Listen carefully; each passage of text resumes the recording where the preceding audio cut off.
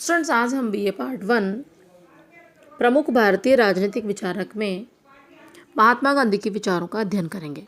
इससे पहले हमने महात्मा गांधी का जीवन परिचय और उनके आदर्श राज्य संबंधी विचारों का अध्ययन किया था। स्टूडेंट, जैसा कि हमने उनके आदर्श राज्य संबंधी विचारों में हमने पढ़ा था कि महात्मा गांधी ने एक ऐसे आदर्श राज्य की स्थापना पर बल दिया जो कि पूरी तरह से लोक कल्याणकारी हो, जिसमें लोकतंत्रात्मक शासन व्यवस्था हो। उनका मानना था कि लोकतंत्र एक ऐसी शासन व्यवस्था है जिसमें जनता का प्रतिनिधि के साथ में सीधा संपर्क रहता है। जनता या फिर व्यक्ति राज्य में रहकर के अपना सर्वांगीण विकास करते हैं और इसके लिए जो राज्य है वो अहस्तक्षेपवादी होना चाहिए। राज्य के द्वारा व्यक्ति के कार्यों में कम से कम हस्तक्षेप किया जाना चाहिए और राज्य का प्रमुख कार्य सिर्फ और सिर्फ लोक कल्याण होना चाहिए। महात्मा गांधी ने जो अपने आर्थिक विचार दिए हैं, अब हम उन्हें देखते हैं। महात्मा गांधी एक महान आध्यात्मिक पुरुष थे और राजनीति के समान ही अर्थव्यवस्था के संबंध में उनका विचार था कि सच्चा अर्थशास्त्र नैतिकता के महान नियमों के प्रतिकूल नहीं हो सकता। सच्चा अर्थशास्त्र सामाजिक न्याय चाहता है और वह प्रत्येक व्यक्ति का, यहाँ तक कि हर दुर्बल व्यक्ति का भी सामाजिक हित चाहता है और अच्छे जीवन के लिए ये बहुत आवश्यक है। गांधी जी की जो आर्थिक विचारधारा थी उसके उन्होंने 5 बिंदु दिए हैं, जिसमें सबसे पहला है औद्योगिकरण का विरोध, कुटीर उद्योग धंधों का समर्थन, व्यक्तिगत संपत्ति और प्रन्यास की धारणा, अपरिग्रह का सिद्धांत और वर्ग सहयोग की धारणा। स्टूडेंट्स, महात्मा गांधी ने औद्योगिकरण का पूरा विरोध किया। उनका कहना था कि बड़ी मशीनों को मानव जीवन के लिए उन्होंने अभिशाप माना, क्योंकि उनका ऐसा मानना था कि ये मशीनें व्यक्ति का स्थान लेती जा रही है, जिससे व्यक्ति धीरे धीरे बेरोजगार होता जा रहा है और हमारे जो लघु उद्योग कुटीर उद्योग हैं वो धीरे धीरे कम होते जा रहे हैं, उनकी संख्या धीरे धीरे कम होती जा रही है। उनका विचार था कि समाज में घृणा, द्वेष और स्वार्थ में जो वृद्धि दिखाई दे रही है वो सब मशीनों का ही फल है।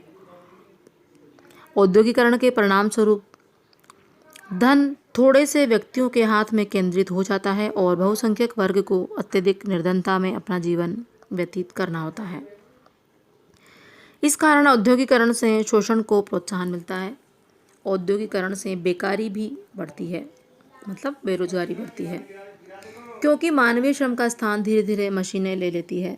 यदि किसी देश के साधनों और काम की तुलना में जनशक्ति कम हो तो मशीनों का प्रयोग उचित ठहराया जा सकता है, लेकिन जब पहले से ही काम और साधन कम तथा जनशक्ति अधिक हो तो औद्योगिकरण से लाखों करोड़ों व्यक्ति बेरोजगार हो जाते हैं। इसलिए महात्मा गांधी ने औद्योगिकरण का विरोध किया।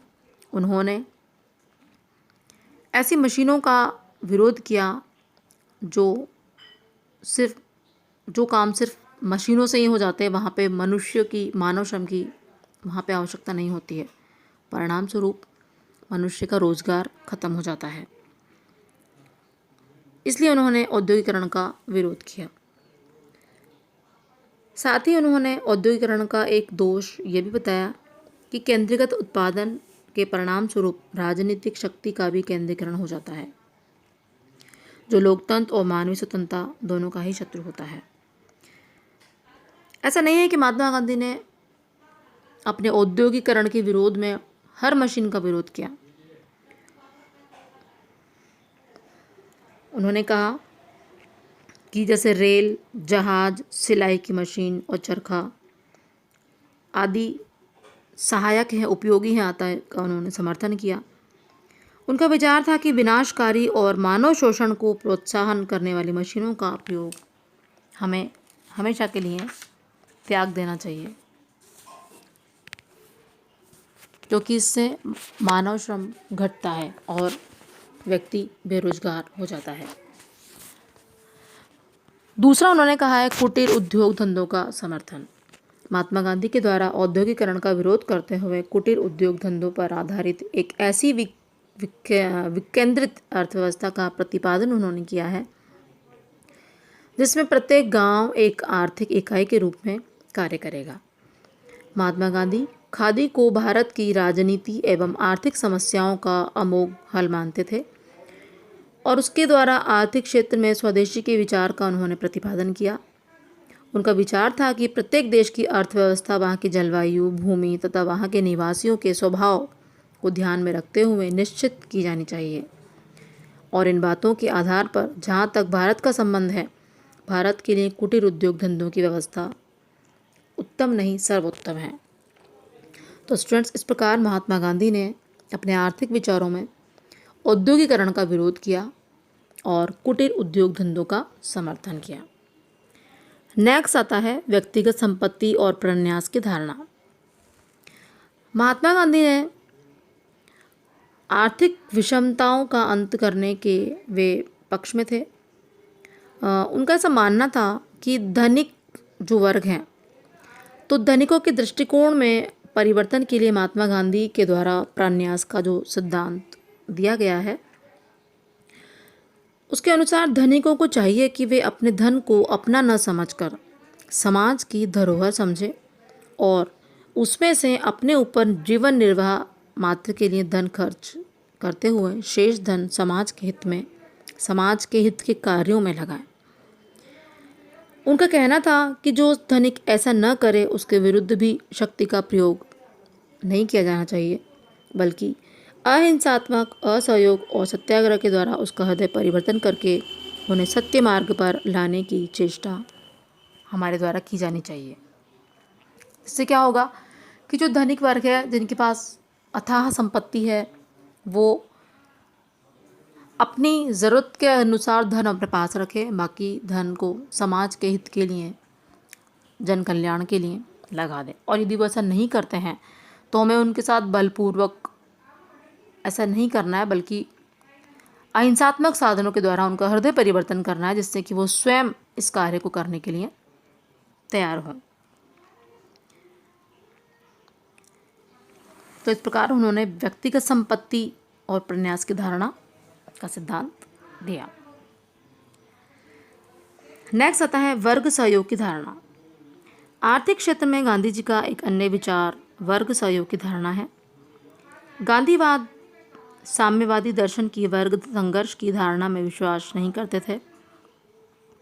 गांधी जी का विचार था कि श्रमिक और पूंजीपति के हित परस्पर विरोधी नहीं होते, बल्कि एक ही होते हैं और उनके द्वारा सामूहिक प्रयत्नों के आधार पर उद्योग के विकास का प्रयत्न किया जाना चाहिए।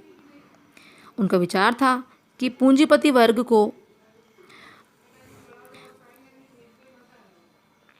इस प्रकार आर्थिक क्षेत्र में गांधीवाद वर्ग सहयोग की धारणा का प्रतिपादन करता है।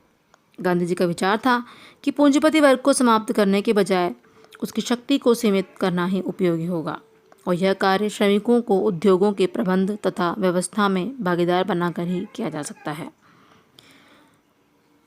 तो स्टूडेंट्स, उन्होंने वर्ग सहयोग की धारणा का समर्थन किया।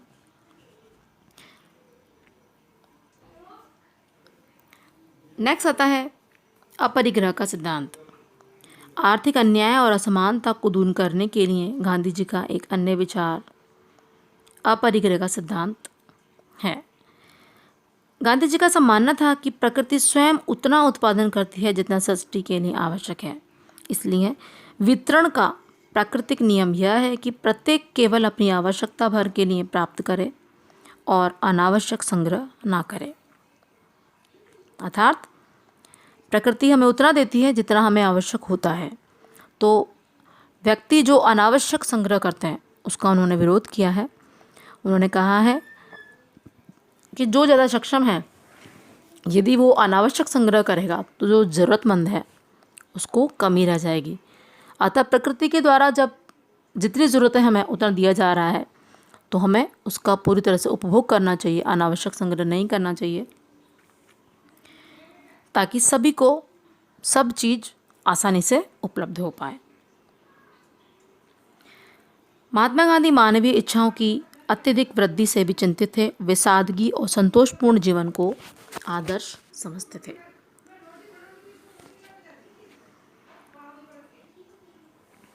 तो स्टूडेंट्स, इस प्रकार हमने महात्मा गांधी का आर्थिक विचारों संबंधी सिद्धांत का अध्ययन किया, जिसमें हमने देखा कि महात्मा गांधी औद्योगिकरण का विरोध करते हैं।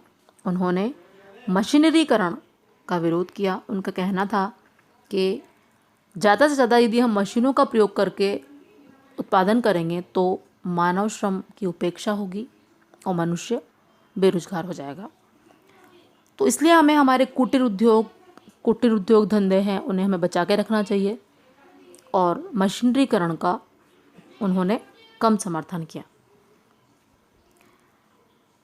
वर्ग सहयोग की धारणा के साथ उन्होंने अपरिग्रह का सिद्धांत दिया और उन्होंने व्यक्तिगत संपत्ति और प्रन्यास की धारणा का भी सिद्धांत दिया। तो स्टूडेंट्स, इस प्रकार महात्मा गांधी के आर्थिक विचारों का हमने यहाँ पे अध्ययन किया। गांधी जी का मत था कि मानव जीवन का मूल मंत्र सहयोग है, संघर्ष नहीं, और मजदूर वर्ग पूंजीपतियों से अलग रहने की अपेक्षा उनके संसर्ग से अधिक लाभ उठा सकते हैं।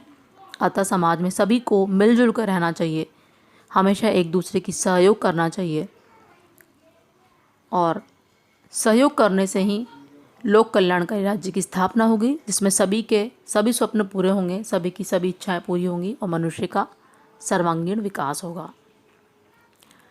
लोकतंत्रात्मक व्यवस्था में सभी के कार्य सिद्ध होंगे, क्योंकि इसमें व्यक्ति का प्रतिनिधि के साथ में सीधा संपर्क होता है। तो महात्मा गांधी ने अपने आर्थिक विचारों में कहा कि सभी को संतोष और सादगी भरा जीवन व्यतीत करना चाहिए। इसके लिए पूंजीपति वर्ग भी आगे आए और अपने धन को जनहित कार्य में लगाएं, जिससे कि सभी को